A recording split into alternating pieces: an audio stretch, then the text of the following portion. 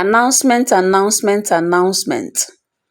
Ịwụ nwaanyị nọ na di, nwaanyị ọma, nne gị na nna gị zụrụ gị ọfụma, raise gị well, zụọ gị gị dị mma to the extent otu nwoke ahụ gị sọ ọ ga-awụ gị na enwe onye ọzọ.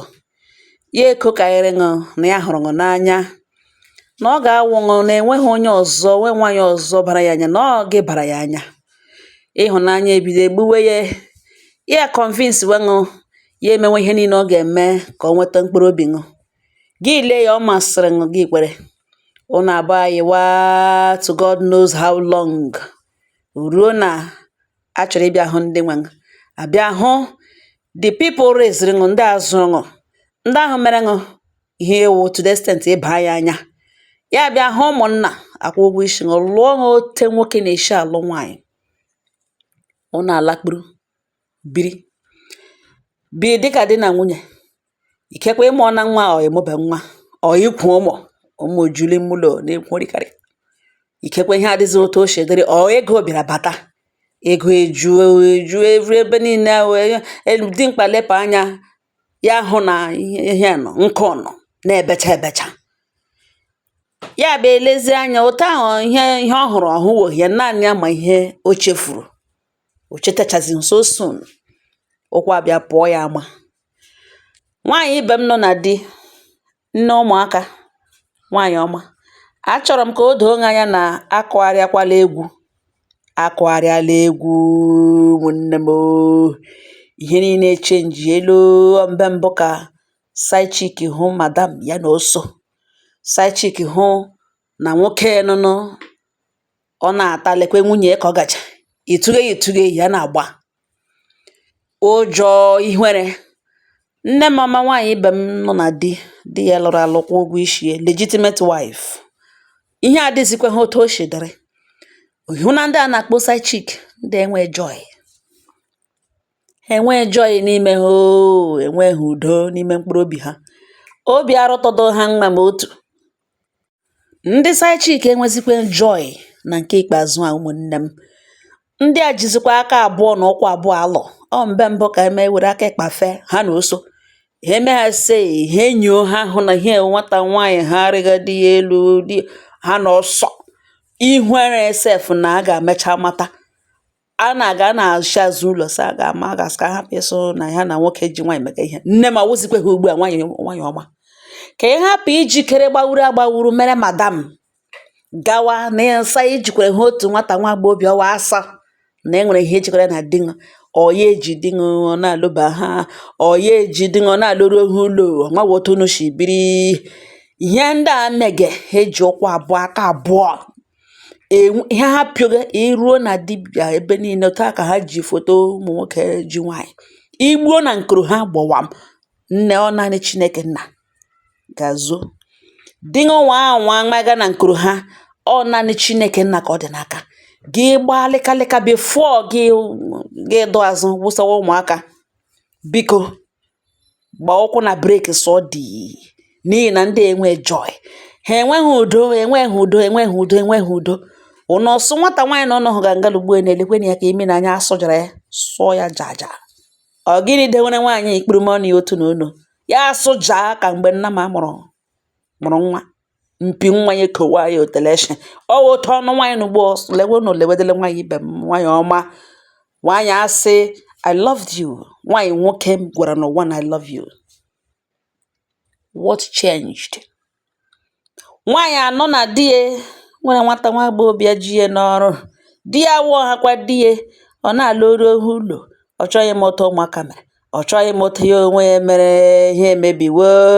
Nwaanyị elega esi nụkwa nga ihe mmadụ na-aghọ ihe onye ọzọ, ya tụrụ imi ya ala, ya emewe investigation, ya bịa nyocha nwa ya apịkọwa, tụte nọmba the lady, kpọọ na fon, bawara ya ka nwaanyị agbanwe ume si ya ngwa na nsogbu na ọ chọkwa ka ha ga-ahụ n'obi umeala. Nwaanyị ama na ọwụ eke nji abaru gị ka o rupụta ya si you want to meet me, you want us to meet, okay. Ka nwaanyị a na-aga na-akụ ihe yiri ajambele. Nwaanyị mmadụ ejikerecha yiri kakị n'ime ụkwụ bịa ntụrụ yigide eroro ga na gawa. ka ya gaa today na ya ga-emenyu ya, ya ga-agwa ya na ya nwunye odogwu, ka ya ga gwa ya na alụrụ ya alụkwa ụgwọ isi ya eburu n'ihu ọma ya. Chineke nna jiri chọọ ya mma wụsawa ụmụ. Ọ gawa ahụ ka ọ ga hụ onye chụbirige nwa ya nwoke, ịga bara ya na nwa ya nwoke na ọwa obere nwa. Onye ọ gara ịga hụ onye di ya on his own willingly gakwuru na-ata ha abụọ na-ata onwe ha janja da nja. Ke nwaanyị ahụta madam nọ ya nwa obstacle, ọwụ onye nwaanyị jikere ka ọ ga hụ, ka ọ ga mitie ya gbara ọkụ gawa ebe side chick, adreesị ebe side chick. O ruole nga na side chick obi arụtụdo ya mma, ya dụọ ka duru nwaanyị a kọọ ya ihe Cherubim and Seraphim kụrụ samba ha. Ọ kụrụ nwaanyị gwogwo jam ya ka trela. Ụmụnne m lele ihu nwaanyị ya tụtụrụ kụja. Unu anụkwana ihe ọwụwụ spirit ụmụ nwoke nọ nwata nwaanyị a n'ime si ya side chick na-enweghị joy, onweghị obi arụtụdo ya mma. Onye agbaga game ya ntụ na onye dị single ga-ebi iji, onye dị married ga-ebi iji. N'iwe ọkụ na-ewe na ụmụ okorobịa ṅụrụ ya mgbe ya ndụ, mgbe ya dị sekeseke, mgbe ya na-enwe time, mgbe ya nụgide adịghị akacha kama ị ga-asọ gị na-ewu ihe megenụ were kpụkpụkpụ ụmụ gawa nkọ na gbaa nwa ume. Otu ha shiri mmanya na pan ha ga-eshi otu mapụtashia gị gawa ọgụ hụta nwata nwaanyị tụtụrụ ihu nwaanyị lekwedere na nwaanyị chi ụmụ, a married woman, kụjaa ya. Nwoke wu nwoke akọbedo nwaanyị ihe n'ụdị a. Ụfọdụ ụmụ nwoke kọwa nwaanyị ha na-eme ebere n'ọ nwaanyị. Before nwoke enwe mind tie nwaanyị ka akwụ like this, nwaanyị ahụ mere ihe a na-akpọ ọchịcha mere ihe eboro oke. This lady enwe mind ihe ọwụ dị mkpa Goliath n'ime nwaanyị, were iwe na ọnụma na nwaanyị awụrị obstacle, na nwaanyị awụrị ọdachi, na nwaanyị a nọ in the middle, na nwaanyị awụ the reason ya ewere be clause ya ha shie the man. In fact ya bịawa na bedroom ya, in fact not because of this woman, ka nwaanyị a bụrụrụ onwe ebuga onye na-enweghị joy n'ime ya, onye na-enweghị udo nke obi, onye na-enweghị nwoke bịara n'ọsọ ya na ya ga-alụ na-anụ ọkọ n'elu ọkọ n'ala, nnọnụ na-eberewe nwa akwa ụwa di nga agaraga kwuru ihe ka e bururu onwe nga gawa. Somebody hụ nga asị obstacle tụtụrụ nwaanyị nọ na di gị nọkụ lewe na ihu, lewedele na ọnụ nwaanyị ka lewedele ihu ya arụ mma mbụ enwe ihe mere ya, di ya hapụ ya gakwuru side chick. Lewedele na ote nwoke ga-efili ma ọ hụ ihu igbu a.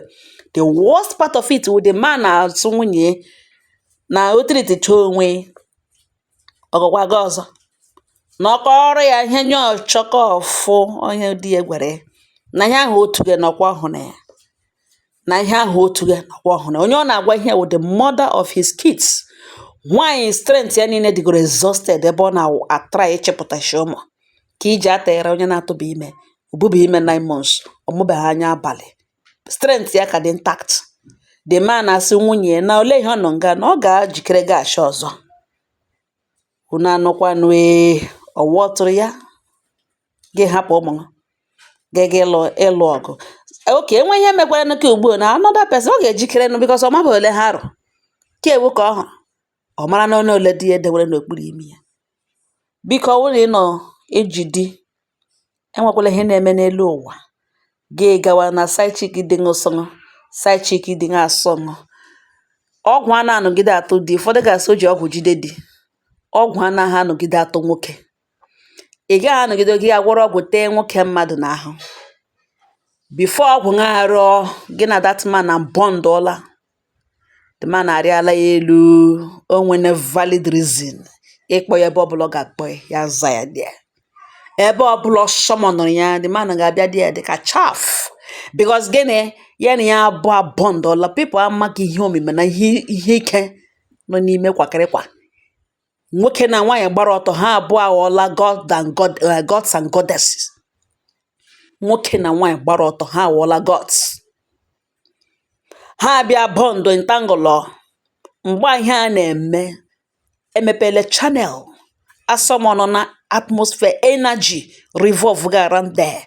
Enwege bonding ihe ha mege heaven ọ bonding ka ha na bond. Nwoke were ogirishi ihe mere nwoke nwa ga na nkoro nwaanyị ahụ bido nwaanyị anabata ya kọkọọ ya hello ha bondụla.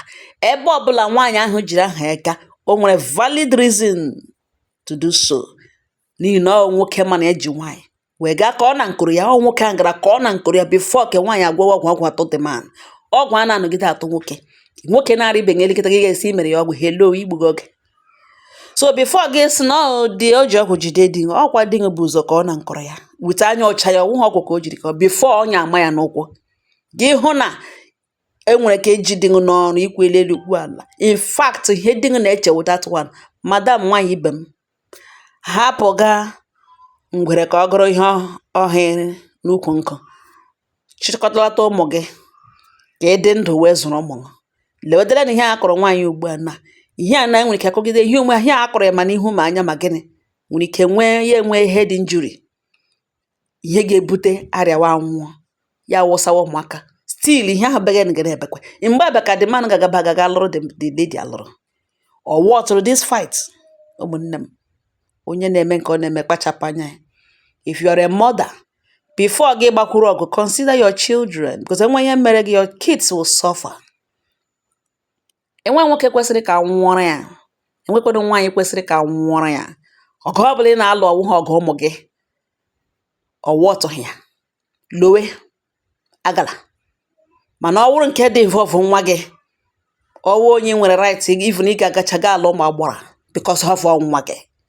Mana sị na ọ dị na nwunye hello ịlụghakwa na ọgụ na-emegideghị onye ṅụ ọ na dị mkpa ibe kụrụ ya ọnụ ọjọọ ọ bara ọgụ n'ihi na onweghị ọ nwere nkwarụ n'ụkwụ gị ga ọgụ ahụ ya dị fair. Mana ịgaga ọgụ na somebody nwaanyị di ngakwuru o nwere ike ọ gwara ya na nwunye ya nwụọna ọ na ya fat na nwunye ya o nwere ụfọdụ na-asụchata na nwunye ha baa na menopause atụchie na otele ya nakwa ha amụ no. Naanị ya ma ihe o ji convince ye this lady ọ wụ onye gacha gị ịlụ ọgụ because of this same man. Ọ wọtụrụ ya ụmụnne m biko nụnụ. Ọ dịkwa ka nga nwoke na-alụchi nwokorobịa ibe ya ọgụ ọ nwoke ibe ya ọgụ hapụrụ m enyi m nwaanyị hapụrụ m nwunye m. Nwaanyị mee gị itige n'ọnọdụ ịgaga alụchi nwoke ibe ya ọgụ hapụrụ m nwunye m ya wụrụ na enwere ihe jikọrọ ha na ha ọwụdodo na nwoke a na-agbagodo ya enyi ọ dịrị ya isi no ọ ga-asịgide no nke nwoke agawara onwe ya. Enweghị ihe kwesịrị ka ị gaga bachi nwoke ibe ọgụ hapụrụ ṅụ nwunye ṅụ ọ hapụrụ ṅụ enyi ṅụ nwaanyị. If you must fight that fight, nwaanyị ahụ tige ṅụ n'ọnọdụ ahụ ọ dịkwa possible na ị nidikwara ịga bachikwuo getiman ọgụ. Naanị na ị ga-emepe anya ọ bụrụ na ị na-alụsi nwoke ibe ọgụ because of nwoke ọzọ riri ya elu ị ga-alụgide ọgụ ịnidikwere ọ dị possible na ọgụ ọ nwere ọgụ dịra gị na getiman gị na-anụ ịhụbeda one ị ka ga-alụ ọgụ. Mgbe ị bidoro ịhụ hala na di ya na ụmụ nwaanyị gburugburu gbara onye ka ahụ ị na-aga ịbashi ọgụ ị mara na ma ọ wụ otu onye n'ime 10 ọ nwere ike ọwụ naanị ya chịkọrọta ụmụ nwa chịkpọ ụkwụ nwe n'ime ụlọ hapụ nwaanyị ibe m. Ọ dị painful but then your children need you. Ụmụnne m ọya m sị m abịa ji ọnụ ngala na biko nụnụ ndị a adịzigwe happy before mmadụ anwụọ wụsawa ụmụaka ihe ebega nga na-ebekwe onye ọbụla mara mee biko